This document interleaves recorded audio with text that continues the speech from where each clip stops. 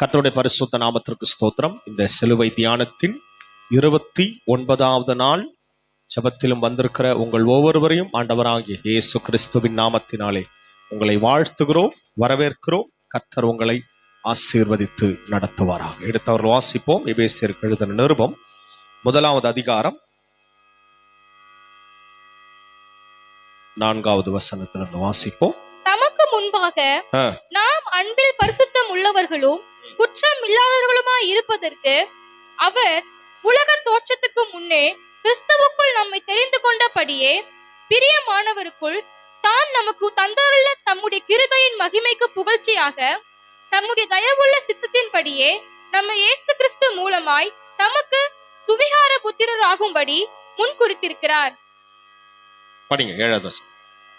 அவருடைய கிருபையின் ஐஸ்வர்யத்தின்படியே இவருடைய இரத்தத்தினாலே பாவ மன்னிப்பாகிய மீட்பு இவருக்குள் நமக்கு உண்டாயிருக்கிறது. கர்த்தருடைய பரிசுத்த நாமத்திற்கு ஸ்தோத்திரம். கர்த்தருடைய வார்த்தை இப்படியாய் சொல்லுகிறது. அந்த வார்த்தை பாருங்க எப்படி ஆரம்பிக்கிறது. தமக்கு முன்பாக நாம் அன்பில் பரிசுத்தம் உள்ளவர்களும் குற்றமில்லாதவர்களுமாய் இருப்பதற்கு அவர் உலக தோற்றத்துக்கு முன்னே கிறிஸ்துவுக்குள் நம்மை தெரிந்து கொண்டபடியே. அல்லேலூயா. கவனிங்க அருமையான தேவ பிள்ளைகளே, தேவனாகிய கர்த்தர் இந்த உலக தோற்றத்திற்கு முன்னே கர்த்தருடைய வார்த்தை சொல்லுகிறது, நாம் அன்பில் பரிசுத்தம் உள்ளவர்களும் குற்றமில்லாதவர்களுமாய் இருப்பதற்கு. எப்படி இருக்கணுமா? அன்பில் எப்படி இருக்கணுமா? சொல்லுங்களேன். அன்பில் பரிசுத்தம் உள்ளவர்களும் குற்றமில்லாதவர்களுமாய் இருப்பதற்கு. ஏன் இந்த வார்த்தை குறிப்பிடப்பட்டிருக்கிறது என்றால், இது இயேசுவுக்குரிய, அவர் இயேசுக்குள் இருந்த முக்கியமான ஒரு குணாதிசயம். கவனிங்க, இயேசுக்குள் இருந்த முக்கியமான குணாதிசயம் அவர் அன்பில் பரிசுத்தம் உள்ளவராய். அந்த வார்த்தை சொல்லப்பட்டிருக்கிறது, அன்பில் பரிசுத்தம் உள்ளவர். அது என்ன அன்பில பரிசுத்தம்? ஏன்னா தேவனுடைய வார்த்தை சொல்லுகிறது, மாயமான அன்பிலும். என்ன அன்பா? சொல்லுங்க எல்லாரும். இப்ப அன்புல மாயம் இருக்கு. ஒரு சிலர் நம்ம நேரடியா பேசும்போது எப்படி பேசுவாங்க? அன்பா பேசுறாங்க. ஆனா அந்த அன்புல என்ன இருக்கு? அதுல ஒரு அதுல பின்பாக போகும்போது அதுல ஒரு மாயம் இருக்கு. இல்ல, அதான் கவனிங்க. அப்போ அந்த அன்புல ஒரு விதமான வேற விதமான கலப்படங்கள் இருக்குது. ஒரு கர்த்தருக்கு பிரியமில்லாத காரியங்களும் இருக்குது. இல்ல, அப்படி அல்ல. இயேசு நம்மேல் வைத்த அன்பு இப்படிப்பட்டது அல்ல. ஏனென்றால் கவனிங்க, அவர் பிதாவினுடைய சித்தத்தை நிறைவேற்றுவதற்காக மாத்திரம், தேவனுடைய சித்தத்தை நிறைவேற்றுவதற்காக மாத்திரம் அல்ல, உண்மையாகவே இயேசு இந்த உலகத்தில் உள்ள ஜனங்களை அவர் நேசித்தார். அல்லேலூயா. அந்த அன்பு எப்படி இருந்ததுங்க? பிதாவுக்காக கூட நம்ம பிள்ளைங்களை என்ன பண்றோம்? டேய் பா, இங்க போ, உடனே போ, எனக்கு போறதுக்கு விருப்பம் இல்லை, போய் தான் அவனை போ அப்படின்னு சொல்றேன்னு வைங்க பிள்ளைங்களை. சரி சொல்றாரு, ஏதோ சொல்றாரு, போ, அதுக்காக போறோம் அப்படின்னு பிள்ளைங்க என்ன பண்றாங்க? சரி ஏதோ போறோம், இது பண்ணி ஏதோ போறாங்க இல்லையா, வீட்டுல பிள்ளைங்க போறாங்க, சரி ஏதோ சொல்றாரு அப்பா, அதுக்காக போறோம் போ. அப்படியாக இயேசு இந்த பூமிக்கு வரவே இல்லை. கவனிங்க, அப்படியா பிதா சொல்லிட்டாருப்பா, சரி அவர் சொல்லிட்டாரு அதனால நான் செய்யறேன். அவர் தேவனுடைய சித்தத்தை நிறைவேற்றினார், அதுவும் உண்மை. ஆனா அவர் சொன்னதுக்காக மாத்திரம் வரல. உண்மையாகவே அவர் நம்மீது வைத்த அன்பு அது பரிசுத்தம் உள்ள அன்பு. சத்தமா ஒரு ஆமென் சொல்லுங்க. எப்படிப்பட்ட அன்பா? அந்த வார்த்தையை கவனிங்க, அன்பில் பரிசுத்தம் உள்ளவர்களும். அப்போ இயேசுக்குள்ள இருந்த அந்த அன்பின் பரிசுத்தம் நமக்குள்ளே காணப்பட வேண்டும் என்று அப்போஸ்தலனாகிய பவுல் எபேசு சபைக்கு எழுதுகிறார். கவனிங்க, அப்ப அன்பில் பரிசுத்தம் உள்ளவர்களும் குற்றமில்லாதவர்களுமாய் இருப்பதற்கு. இயேசுவிடத்துல ஒரு குற்றமும் காணப்படவே இல்லை. அவனுடைய அந்த நியாய சங்கத்துல பிலாத்துவும் சொல்றான், இவரிடத்துல நான் ஒரு குற்றமும் காணவில்லை. என்ன சொல்றான்? இவரிடத்துல நான் ஒரு குற்றமும் காணவில்லை. மரணத்திற்கு ஏதுவான குற்றம் ஒன்றுமே இந்த மனுஷன்ட்ட கிடையவே கிடையாது. அருமையான தேவ பிள்ளைகளே, எத்தனை பேர் பொய் சாட்சிகள் சொல்லியும் இயேசுவுக்கு முன்பாக அந்த குற்றங்கள் நிற்கவில்லை. காரணம், உண்மையாகவே சத்தியத்தின் பிரகாரம் அவர் ஒரு குற்றமும் செய்யவில்லை. எத்தனை பேர் ஆமென் சொல்றீங்க? நல்லா கவனிங்க, இந்த பூமியில இருக்கிற நாம் இயேசுவினுடைய அந்த சிந்தையை, இயேசுவினுடைய காரியங்களை, இயேசுவினுடைய குணாதிசயங்களை நாம் நமக்குள் பெற்றிருக்க வேண்டும் என்று தேவனுடைய வார்த்தை நமக்கு போதிக்கிறது. அல்லேலூயா. அப்ப கவனிங்க, குற்றமில்லாதவர்களுமா இருப்பதற்கு இப்படிதான் இருக்கணும். இயேசுக்குள்ள இருந்த அந்த அன்பின் பரிசுத்தம், குற்றமில்லாததுக்கான காரியம் நமக்குள்ளே இருக்க வேண்டும் என்றுதான் இந்த உலகத்திலிருந்து நம்மை வேறு பிரித்தார். எப்படி வேறு பிரித்தாராம்? சொல்லுங்க எல்லாரும், சொல்லுங்க எல்லாரும். எங்க இருந்து வேறு பிரித்தாராம்? கர்த்தர் நம்மளை எங்க இருந்து வேறு பிரித்திருக்கிறாரு? நீங்க சொல்றத பார்த்தா உலகத்துல இருக்கிற மாதிரி தெரியுதே. நீங்க பாதி உலகத்துல இருந்து எங்களை பாதி தான் வர மாதிரி இருக்குது. பாதி உலகத்திலே இருக்கிற மாதிரி தெரியுதே. சொல்லுங்க, நல்லா உற்சாகமா சொல்லுங்க. உலகத்துல இருந்து எங்களை வேறு பிரிச்சுட்டார். சொல்லுங்க, ஆண்கள் சைடு சொல்லுங்க, உலகத்திலிருந்து. அல்லேலூயா. உண்மைதான், ஆமென் தானே, கரெக்ட் தானே? உலகத்திலிருந்து நம்மளை வேறு பிரித்துட்டாரு. எப்போ?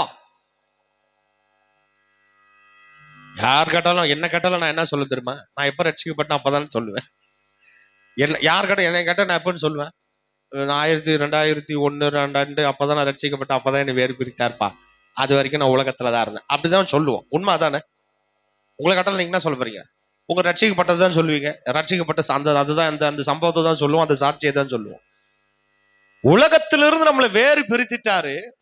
அன்பில் பரிசுத்தம் உள்ளவர்களாய், குற்றம் உள்ளவர்களாய். எப்படான்னு பார்த்தா உலகமே உண்டாகல. எப்ப வேறு பிரிச்சாரா? சொல்லுங்க எல்லாரும், அந்த வார்த்தையை பாருங்க. என்ன பாக்குறீங்க? அந்த இப்பதானே படிச்சாங்க அருமையான சகோதரி. மறுபடியும் படிங்க. தமக்கு முன்பாக நாம் அன்பில் பரிசுத்தம் உள்ளவர்களும் குற்றம் இல்லாதவர்களுமாய் இருப்பதற்கு அவர் உலக தோற்றத்துக்கு எப்ப செய்தார்களா? எல்லாரும் சொல்லுங்க, எப்பவா? உலகத்திலிருந்து கர்த்தர் நம்மளை வேறு பிரிச்சுதான் இங்க கொண்டு வந்து உட்கார வச்சிருக்கிறாரு. ஆனா எப்ப வேறு பிரிச்சாருன்னா, உலகம்னு உண்டாகவே இல்லை, அதுக்கு முன்பாகவே உங்களையும் என்னையும் கர்த்தர் வேறு பிரித்து கொண்டு வந்துட்டார். எத்தனை பேர் ஆமென் சொல்றீங்க? அவர் உலக தோற்றத்துக்கு முன்னே, எப்போ அது எப்படி செய்யறார் பாருங்க. உலக தோற்றத்துக்கு முன்னே கிறிஸ்துவுக்குள் நம்மை தெரிந்து கொண்டபடியே. அல்லேலூயா. யாருக்குள்ள நம்மளை வச்சிருக்கிறாராம்? சொல்லுங்களேன். கிறிஸ்துவுக்குள்ளதான் நம்மை தெரிந்து கொண்டு இருக்கிறார். ஏன் இதற்கு எப்படிங்க, எதற்காகங்க? அது என்ன? கிறிஸ்துவுக்குள்ள இருக்கிற அந்த சுபாவம், கிறிஸ்துவுக்குள்ள இருக்கிற அந்த குணாதிசயம், ஆண்டவராக இயேசு கிறிஸ்துவுக்குள்ள இருக்கிற அந்த உண்மை, அந்த ஆவியின் பலன் நமக்குள்ளே இருக்க வேண்டும் தான் பிதாவாகிய தேவன் இப்படிப்பட்ட காரியத்தை செய்திருக்கிறார். அல்லேலூயா. கிறிஸ்துவானவர் பாருங்க, சிலுவையின் கடைசி நொடி வரைக்கும் எந்த நிலையிலும் தன்னுடைய பிதாவாகிய தேவனுக்கு ஒரு இம்மி அளவும் அவர் ஒரு காரியத்தையும் நினைத்து கூட பார்க்கல. என்னப்பா, நான் பரலோகத்தில் இருக்கும்போது ரொம்ப நல்லா இருந்தேன், இங்க கொண்டு வந்து ஏன் தான் அவர் கொண்டு வந்தாரு தெரியலையே. நம்ம சில நன்மைகளை சிலருக்கு செய்தாலும் சில நேரங்கள்ல நமக்கு நம்முடைய இருதயத்துக்குள்ள எப்படிப்பட்ட சிந்தைகள்லாம் வரும். ஆனா ஆண்டவராக இயேசு கிறிஸ்து ஒரு இம்மி அளவும், ஒரு டாட் அளவு கூட பிதாவை குறித்து ஒரு விதமான மன விசனமாகவோ ஒரு விதமான வருத்தமோ இல்லவே இல்லை. காரணம் என்ன தெரியுங்களா? பிதாவுக்காக, பிதாவினுடைய சித்தத்தை நிறைவேற்றுவதற்காக மாத்திரம் அல்ல, உண்மையாகவே ஆண்டவராக இயேசு கிறிஸ்து உங்களையும் என்னையும் நேசித்தார். அல்லேலூயா. உண்மையாகவே அவர் நேசித்தார். ஏன்னா கர்த்தருடைய வார்த்தை சொல்லுகிறது, பிரியமானவருக்குள் தாம் நமக்கு தந்தருளின தம்முடைய கிருபையின் மகிமைக்கு புகழ்ச்சியாக. பாருங்க, அவருக்குள், பிரியமானவருக்குள் தம்முடைய புகழ்ச்சிக்காக தம்முடைய தயவுள்ள சித்தத்தின்படியே நம்மை இயேசு கிறிஸ்து மூலமாய் தமக்கு சுவிகார புத்திரராகும்படி முன்குறித்திருக்கிறார். அல்லேலூயா. மறுபடியும் 2வது தடவை சொல்லுது, யாருக்குள்ள நம்ம தேவனுடைய பிள்ளைகளா மாறி இருக்கிறோம். அந்த வார்த்தையை மறுபடியும் பாருங்க. ஏன் அது இயேசுக்குள்ள சொல்லப்படுது? ஏன் இயேசுக்குள்ள அந்த சுவிகார புத்திரராகும்படி முன்குறித்திருக்கிறார்? பிதாவாகிய தேவனுக்கு ஒரே பேரான குமாரன் ஆண்டவராகிய இயேசு கிறிஸ்து. அல்லேலூயா. அவருக்கு என்ன சர்டிபிகேஷன் இருக்கோ, அவருக்கு என்னென்ன ரைட்ஸ் இருக்கோ, அந்த ரைட்ஸ் எல்லாம் தேவனாகிய கர்த்தர் உங்களுக்கும் எனக்கும் அவருக்கு என்ன இருக்கோ அதே புத்திர சுவிகாரத்தின் ஆவியை நமக்கு தந்திருக்கிறார். எத்தனை பேர் விசுவாசிக்கிறீங்க? சத்தமா ஆமென் சொல்லுங்க. அல்லேலூயா. அந்த வார்த்தையை கவனிப்போம். கவனிங்க. தம்முடைய தயவுள்ள சித்தத்தின்படியே நம்மை இயேசு கிறிஸ்து மூலமாய் தமக்கு சுவிகார புத்திரராகும்படி முன்குறித்திருக்கிறார். இந்த காரியத்தை இது எப்படி கர்த்தர் செய்து முடித்தார்? பாருங்க 7வது வசனம். அவருடைய கிருபையின் ஐஸ்வர்யத்தின்படியே. யாருங்க? பிதாவாகிய தேவனுடைய கிருபையின் ஐஸ்வர்யத்தின்படியே இவருடைய ரத்தத்தினாலே. அதுன்னா அவர், அந்த வார்த்தை நல்லா பாத்தீங்கன்னா தெரியும். அவருடைய கிருபை, இவருடைய ரத்தம். கவனிங்க, அந்த வார்த்தை எப்படி இருக்கு? அந்த வார்த்தை நல்லா பாருங்க. பாருங்க, எல்லாரும் சேர்ந்து படிங்க அந்த வார்த்தையை. அவருடைய கிருபையின் ஐஸ்வர்யத்தின்படியே இவருடைய ரத்தம். அங்க பாருங்க, ரெண்டு பேர் இருக்கிறாங்க. அவருடைய கிருபை, இவருடைய ரத்தம். தேவனுடைய கிருபை இயேசு கிறிஸ்துக்குள்ள, அந்த ரத்தத்துக்குள்ள இவருடைய கிருபையினாலே, படிங்க, இவருடைய ரத்தத்தினாலே பாவ மன்னிப்பாகிய மீட்பு. அவர் கிருபையை கொடுத்துட்டாரு. பாவ மன்னிப்பாகிய மீட்பு இவருக்குள் நமக்கு உண்டாயிருக்கிறது. கரங்களை உயர்த்தி சத்தமா வராமேன்னு சொல்லுவோம். அல்லேலூயா. நிச்சயமாகவே தேவ பிள்ளைகளே, அப்ப இப்படிப்பட்ட கிருபைக்குள்ளாய் தேவனாகிய கர்த்தர் நம்மை நடத்தி கொண்டு வந்திருக்கிறார். இப்படிப்பட்ட கிருபை இயேசு கிறிஸ்துவின் மூலமாய் கொடுக்கப்பட்ட கிருபை. அப்ப தேவனிடத்திலிருந்து அந்த கிருபைகளை கர்த்தர் வாங்கி, உண்மையாகவே தேவனிடத்திலிருந்து இறங்கின கிருபையை இயேசு கிறிஸ்துவின் ரத்தத்தின் மூலமாய். அப்ப ரத்தம் எப்போ சிந்தப்பட்டதோ, இயேசு கிறிஸ்துவின் ரத்தம் எப்பொழுது சிந்தப்பட்டதோ, உண்மையாகவே அந்த கிருபையை முழுமையாய் நிறைவாய் பலப்படுத்தி, முழுமையாய் இந்த உலகத்திலிருந்து முற்றிலுமாய் நம்மை மீட்டு அவருடைய ரத்தத்தினாலே. இப்ப என்ன நம்மளுக்கு பேர் என்ன சொல்லுங்க? இப்ப நம்மளுக்கு பேர் என்ன? இயேசுக்கு என்ன பேரோ, என்ன ரைட்ஸ் உண்டோ, அவருக்கு என்னென்ன உரிமைகள் இருக்கோ, எல்லா உரிமைகளையும் இயேசு நமக்கு வாங்கி கொடுத்திருக்கிறார். சத்தமா ராமேன்னு சொல்லுவோமே. அந்த புத்திர சுவிகாரத்தின் ஆவி, அந்த புத்திர சுவிகாரத்தின் ஆவியை இயேசுக்கு என்ன இருக்குதோ பாருங்க. நம்ம 2 நாளைக்கு முன்னாடி தான் பார்த்தோம் நினைக்கிறேன், நேற்றைக்கு முன்பாக திங்கட்கிழமை. தேவனிடத்துல பேசுவதற்கு கூட என்ன கிடையாது. மகா பரிசுத்த ஸ்தலத்துல தேவனிடத்துல பேசுவதற்கு கூட யாருக்கும் உரிமை கிடையாது. யாரும் பேசவும் முடியாது. தேவனுடைய மகா பரிசுத்த தேவனிடத்துல நீ பேசுறதுக்கு யாருக்கும் என்ன பண்ண கிடையாது, அந்த தகுதியும் கிடையாது, அந்த திராணியும். யாருக்கும் பேசுறதுக்கு உரிமையே கிடையாது. யார்கிட்ட தான் பேசணும்? ஆசாரியன்ட்டு தான் பேசணும். அடுத்தது பிரதான ஆசாரியன்ட்ட போய் அவர் தான் பேசுவாரு. நான் தேவனிடத்துல பேசுவதற்கு கூட எனக்கு தகுதி கிடையாது, அதற்கு உரிமை கிடையாது. ஆனா நல்லா கவனிங்க, ஆண்டவராகிய இயேசு கிறிஸ்து தேவனுடைய பிள்ளைகளாகவே என்ன மாத்திட்டார். சத்தமா ஒரு ஆமென்னு சொல்லுவோமே. ஒருத்தர்கிட்ட பேசுறதுக்கே எனக்கு தகுதி இல்லாத இருந்த இடத்துல அவருடைய பிள்ளையாகவே என்ன மாத்துறாருன்னா, இப்ப நான் என்ன பண்ணலாம் சொல்லுங்க? இப்ப தேவனுடைய பிள்ளைகளாகவே இயேசு என்ன மாத்திட்டார். இப்ப நான் என்ன செய்யலாம் சொல்லுங்க? உங்க அப்பா வீட்டுல போய் நீங்க என்ன பண்ணுவீங்க? அப்பா வீட்டுல உள்ள போறதுக்கு பர்மிஷன் கேட்பீங்களா? அப்பா உள்ளே வரலாமா? இல்ல உள்ள வர்றதுக்கு பர்மிஷன் எல்லாம் இருக்குமா? உள்ள தண்ணி இனி குடிக்கலாமா? உள்ள தண்ணீர் எடுத்துக் கொள்ளலாமா? உங்ககிட்ட பேசலாமா அப்படின்னு கேட்பீங்களா? எத்தனை யாருன்னா அப்படி கேட்பீங்களா? என்ன பண்ணுவீங்க? டைம் உள்ள பாக்கெட்ல கவுட்டு உள்ள இருக்கிறது எல்லாம் எடுத்து, நம்ம பின்ன கால பசங்க தான் இருக்கிற பாக்கெட்ல காலி பண்ணிடுறாங்க. என்ன பண்றாங்க? அட குடுப்பா, டைம் ஆகுது, வேலைக்கிட்ட இது ஸ்கூல் வர போனோம், காலேஜ் வர போனோம், இப்ப கொடுக்குறே இல்லையா காலி பண்ண. இது போடா புடிச்சு போச்சா இல்ல? காரணம் என்ன? Very good. அந்த வார்த்தை சரியா சொன்னாங்க. அதான் உண்மை. அந்த உரிமையை, புத்திர சுவிகாரத்தின் ஆவியை வேற எதுவும் அல்ல, இயேசு கிறிஸ்துவின் ரத்தம் தான் நமக்கு வாங்கி தந்தது. சத்தமா வராமேன்னு சொல்லுவோமே. இயேசு கிறிஸ்துவின் ரத்தம் மாத்திரமே இதை நமக்கு பெற்று தந்த அந்த கிருபைகளை. நிச்சயமாகவே இயேசு கிறிஸ்துவின் ரத்தம் பூமியிலே சிந்தப்படவில்லை என்றால் இன்றைக்கு நின்னைக்கும் நாம் பிதாவே எங்கேயோ ஒரு இடத்துல தூரமா இருக்கிறது போலதான் பார்க்கணும். ஆனா இன்னைக்கு பாருங்க, அவர் என்ன சொல்றாரோ, பிதாவே என்று கூப்பிட பண்ணுகிற, அவர் கூப்பிடுறது மாத்திரம் அல்ல, உரிமை கொண்டாடும்படியான தகப்பனே என்று கூப்பிட பண்ணுகிற, அப்பா பிதாவே என்று கூப்பிட பண்ணுகிற புத்திர சுவிகாரத்தின் ஆவியை இயேசு மூலமாய் நமக்குள்ளே நாம் பெற்றிருக்கிறோம். அல்லேலூயா. இதுதான் உண்மை. அருமையான தேவ பிள்ளைகளே, இந்த காரியத்திலிருந்து, அப்ப இதற்காக தான் உங்களையும் என்னையும் உலக தோற்றத்துக்கு முன்னமே கர்த்தர் தெரிந்தெடுத்திருக்கிறார். சத்தமா ராமேன்னு சொல்லுவோமே. ஆனா நம்ம என்ன நினைக்கிறோம்?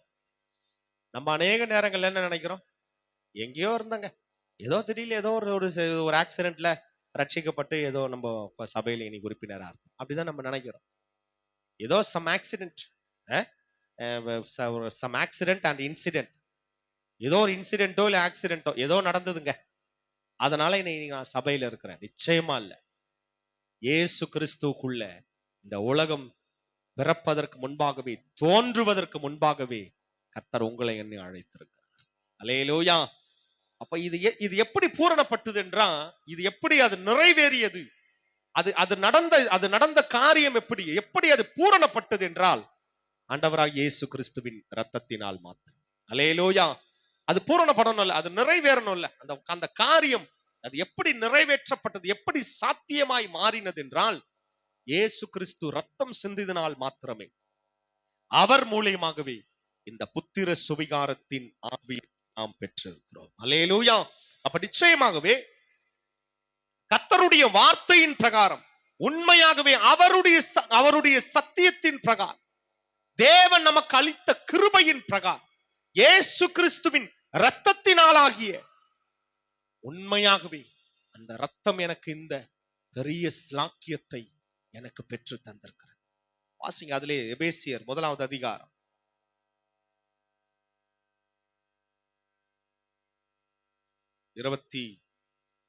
22 வாசிப்போம்.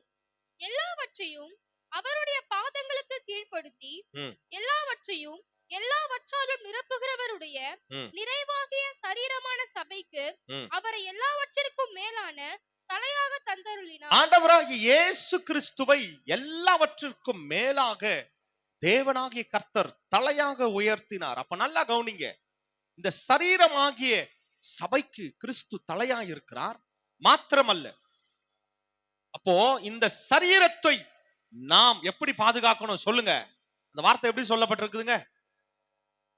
அன்பில் படிச்சீங்களா? அதை தான் கேட்கிறேன். என்ன நம்ம எப்படி இருக்கணும்? நம்முடைய சரீரம் எப்படி இருக்கணும்? நம்முடைய சிந்தையில நம்முடைய சரீரம் எப்படி இருக்கணும்? அன்பில் 1:4ங்க. என்ன சொல்லப்பட்டிருக்குது? அன்பில் பரிசுத்தம். சொல்லுங்க, அந்த வார்த்தையை சொல்லுங்க, அப்பதான் ஞாபகம் இருக்கு. சொல்லுங்க, அன்பில் பரிசுத்தம். அடுத்தது ரெண்டு காரியம் இருக்கு. குற்றமில்லாதவர்களாய், சத்தமா சொல்லுங்க. அன்பில் பரிசுத்தமும் குற்றமில்லாதவர்களுமாய் இருப்பதற்காக தான் கிறிஸ்து இந்த சரீரமாகிய சபைக்கு அவர் தலையாக இருக்கிறார். அல்லேலூயா. அப்ப நல்லா கவனிங்க, இந்த சரீரமாகிய சபைக்கு கிறிஸ்து ஏன் தலையா இருக்கிறார்? இது தேவனுடைய சித்தம் என்று உண்மையாகவே நாம் இருக்குமானால் வாசிங்க, அதிலே 1:12 வாசிங்கம்மா.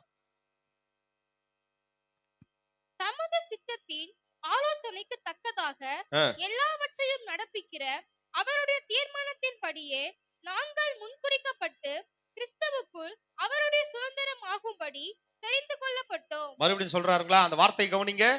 தமது சித்தத்தின் ஆலோசனைக்கு தக்கதாக எல்லாவற்றையும் நடப்பிக்கிற அவருடைய தீர்மானத்தின்படியே நாங்கள் முன்குறிக்கப்பட்டு. சொல்லுங்க, எல்லாரும் சொல்லுங்க. சொல்லுங்க, நாங்கள் முன்குறிக்கப்பட்டு. சொல்லுங்க எல்லாரும், நாங்கள் முன்குறிக்கப்பட்டு கிறிஸ்துவுக்குள் அவருடைய சுதந்திரமாகும்படி தெரிந்து கொள்ளப்பட்டோம். அல்லேலூயா. எல்லாமே கிறிஸ்துவுக்குள்ளதான். ஆனா இன்னைக்கு ஒரு குரூப் என்ன பண்ணுது? கிறிஸ்துவே வேண்டாங்க, நேரா பரலோகம் போக முடியாது, நீ எங்க போனாலும் சரி. அதனாலதான் அவரே சொல்லிட்டாரு, ஒரு குரூப் எல்லாம் கிளம்புன்னு தெரியும் போல இருக்கு. இயேசு, நானே வழி, நானே சத்தியம், நான் தான் ஜீவன், என்னை தாண்டி ஒருத்தனை மேல வர முடியாது. சத்தமா வராமேன்னு சொல்லுங்க. நான் தான் வழி, என்னை தாண்டி நீ ஒன்னும் செய்ய முடியாது. நீ பரலோக ராஜ்யமே போனாலும், பரலோக ராஜ்யம் நல்லா அழகா இருக்குப்பா, அடாடாடாடா, என்ன இந்த தரையெல்லாம் தங்கமா இருக்க, உள்ள எப்படி இருக்குமோ தெரியல அப்படின்னு வெளியில வேணா வேடிக்கை வேணா பார்க்கலாம், உள்ள போக முடியாது. ஏன்? வாசல் அவர், வழியும் அவர், சத்தியமும் அவர். அந்த ஜீவனுக்குள் பிரவேசிக்கிற வழி ஆண்டவராக இயேசு கிறிஸ்து. சத்தமா வராமேன்னு சொல்லுவோமே, அவர் தான் வழி. அப்ப நல்லா கவனிங்க, எல்லாமே இயேசு கிறிஸ்துவுக்குள்ளாகவே, எல்லாமே இயேசு கிறிஸ்துவுக்குள்ளாகவே நம்மை முன்குறித்திருக்கிறார், நியமித்திருக்கிறார், நம்மை பலப்படுத்தி இருக்கிறார். அந்த பரலோக ராஜ்யத்திற்காக முற்றிலுமாய் நம்மை தகுதிப்படுத்தி கொண்டிருக்கிறார். எத்தனை பேர் விசுவாசிக்கிறீங்க? இப்போ சுதந்திரமாகும்படி நம்ம தெரிந்து கொண்டது மாத்திரம் அல்ல, இன்னொரு காரியத்தை இப்போ இப்போ இந்த பூமியில கர்த்தர் நமக்கு செய்து விட்டு போயிருக்கிறார். ஆண்டவராய் இயேசு கிறிஸ்துவின் மூலியமாய் இந்த காரியம் நடைபெற்றிருக்கு. வாசிங்க 13வது வசனம். நீங்களும் உங்கள் ரட்சிப்பின் சுவிசேஷமாகிய சத்திய வசனத்தை கேட்டு விசுவாசிகளான போது வாக்குத்தத்தம் பண்ணப்பட்ட பரிசுத்த ஆவியால் அவருக்குள் முத்திரை பாருங்க. இப்போ மூணாவது ஒருத்தர் வராரு, வாக்குத்தத்தமும் பண்ணியிருக்காரு. என்ன வாக்குத்தத்தம்? இந்த பிள்ளைகளை எனக்காக பயன்படுத்துவேன், தேவனுடைய வல்லமையினால் தேவனுடைய பலத்தினால் இவர்களை நிரப்புவேன். எப்போ? உலகம் ஏற்படுவதற்கு முன்பாக உங்களை என்னையும் குறித்து கர்த்தர் வாக்குத்தத்தமே பண்ணிட்டார். எத்தனை பேர் விசுவாசிக்கிறீங்க? வாக்குத்தத்தம் பண்ணப்பட்ட படிங்கம்மா. வாக்குத்தத்தம் பண்ணப்பட்ட பரிசுத்த ஆவியால் அவருக்குள் முத்திரை போடப்பட்டீர்கள். எப்படிங்க? வாக்குத்தத்தம் பண்ணப்பட்ட பரிசுத்த ஆவியானவரால் அவருக்குள். எப்படிங்க அந்த வார்த்தை கவனிங்க, பரிசுத்த ஆவியால். மறுபடியும் ஒரு வார்த்தை பயன்படுத்தப்படுது, பரிசுத்த ஆவியால். யாருக்குள்ள? யார் அது? அவர் ஆண்டவராக இயேசு கிறிஸ்து. அவருக்குள் முத்திரை போடப்பட்டீர்கள். சத்தமோ ராமேன்னு சொல்லுவோமே. அப்ப அருமையான தேவ பிள்ளைகளே, பரிசுத்த ஆவியானவரும் பாருங்க நமக்கு ஒரு முத்திரை கொடுத்திருக்கிறார். நம்ம மீட்கப்படும் நாளுக்கு என்று, ரட்சிக்கப்பட்ட நாளுக்கு என்று நமக்கு முத்திரையாய் கொடுக்கப்பட்ட அந்த பரிசுத்த ஆவி, அந்த முத்திரை நமக்கு கொடுத்திருக்கிறார். ஆனாலும் அந்த முத்திரையும் பாருங்க யாருக்குள்ள? இயேசு கிறிஸ்துவுக்குள்ளே நாம் முத்திரை போடப்பட்டிருக்கிறோம். அல்லேலூயா. இப்ப ஒண்ணும் பண்ண முடியாது. எனக்கு முன்னமாக என்னுடைய தலை, என்னுடைய சரீரத்திலே, என்னுடைய தலையிலே இருக்குது முத்திரை, பரிசுத்த ஆவியானவருடைய முத்திரை இருக்கு. நான் தைரியமா சொல்லலாம், நான் தேவனுடைய பிள்ளை, தேவனை, பிதாவாகிய தேவனை அப்பா பிதாவே என்று கூப்பிட பண்ணுகிற புத்திர சுவிகாரத்தின் ஆவியை நான் பெற்றிருக்கிறேன் இயேசு கிறிஸ்துவின் மூலியமாய். அல்லேலூயா. ஏன் தெரியுமா? அந்த வார்த்தையை பாருங்க, அந்த 14 மாத்திரம் வாசித்தீங்க. 14 மாத்திரம். அவருக்கு சொந்தமானவர்கள் அவருடைய மகிமைக்கு புகழ்ச்சியாக மீட்கப்படுவார்கள் என்பதற்கு ஆவியானவர் நம்முடைய சுதந்திரத்தின் அச்சாரமாய் இருக்கிறார். Praise the Lord. இதுதான் சுதந்திரம். கவனிங்க. அப்ப கர்த்தர் நமக்கு கொடுத்திருக்கிற சுதந்திரம், இதை நம்ம விலை கொடுத்துலாம் வாங்கல, பணம் கொடுத்து வாங்கல, காசு கொடுத்து வாங்கல, எந்த விதமான உரிமைகளை, எந்த விதமான பணத்தையும் செலவழிக்கல. பரிசுத்த ஆவியானவர் நமக்கு இதை சுதந்திரமாய் நமக்கு தந்திருக்கிறார். அல்லேலூயா. அப்போ அந்த தேவனுடைய பிள்ளைகள் என்பது உண்மையாகவே அநேக நேரங்களிலே நாம் சோர்ந்து போகிறோம். உண்மையாகவே இது கிடைக்க முடியாத பாக்கியம். சத்தமா ராமேன்னு சொல்லுவோமே. இது எப்படிங்க கிடைச்சது? இயேசு கிறிஸ்து அவருடைய இரத்தத்தினால் மாத்திரமே. சத்தமா ராமேன்னு சொல்லுவோமே. அவருடைய கிருபை இது சாத்தியமானது, பூரணப்பட்டது இயேசு கிறிஸ்துவின் இரத்தத்தினால் மாத்திரமே. நாம் விடுதலையாக்கப்பட்டோம், மீட்கப்பட்டோம், ரட்சிக்கப்பட்டோம், பரிசுத்த ஆவியானவரால் முத்திரை போடப்பட்டோம், தேவனுடைய சுதந்திரர்களாய் அவருக்கென்று காத்திருக்கிறோம். சத்தமா ராமேன்னு சொல்லுவோமே. அல்லேலூயா. நிச்சயமாகவே தேவ பிள்ளைகள் அவருடைய இரத்தத்தினாலே அனுதினமும் பலப்படுகிறவர்களாய், மீட்கப்படுகிறவர்களாய், காத்திருக்கிறவர்களாய் அந்த ரட்சிப்பை காத்துக்கொள்வோம், பலனடைவோம்.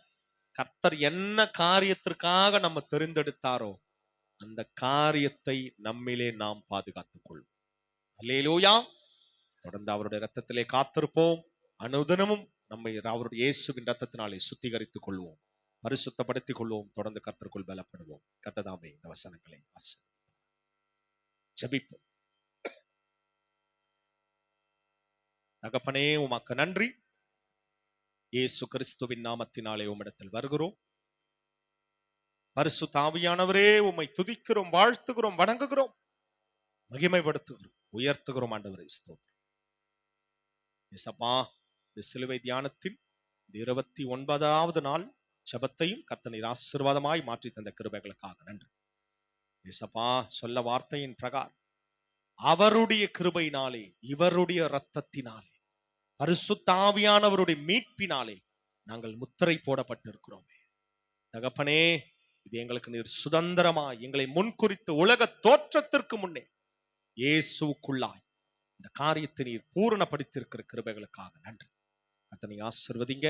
வந்திருக்கிற அருமையான தாய்மார்கள், சகோதரிமார்கள், ஒவ்வொரு வாலிப சகோதரர்களுக்காக, வாலிப பிள்ளைகளுக்காக, ஒவ்வொரு சிறு பிள்ளைகளுக்காக ஜெபிக்கிறோம். கர்த்தரை ஆசீர்வதிங்க.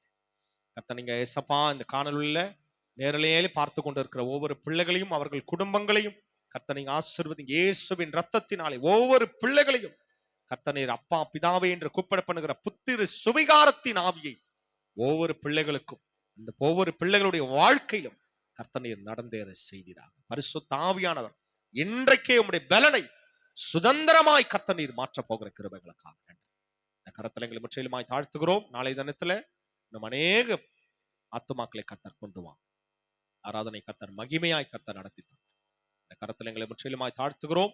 தொடர்ந்து ஆசீர்வதிங்க, தொடர்ந்து பலப்படுத்தும், மேலான நன்மைகள் கிருபைகள் தொடர்ந்து காத்துக்கொள்ளும், வழி நடத்தும், பொறுப்படுத்தும். எல்லாவற்றையும் இயேசு கிறிஸ்துவின் நாமத்தினால் கேட்கிறோம் எங்கள் ஜீவனுள்ள பிதாவே, ஆம்.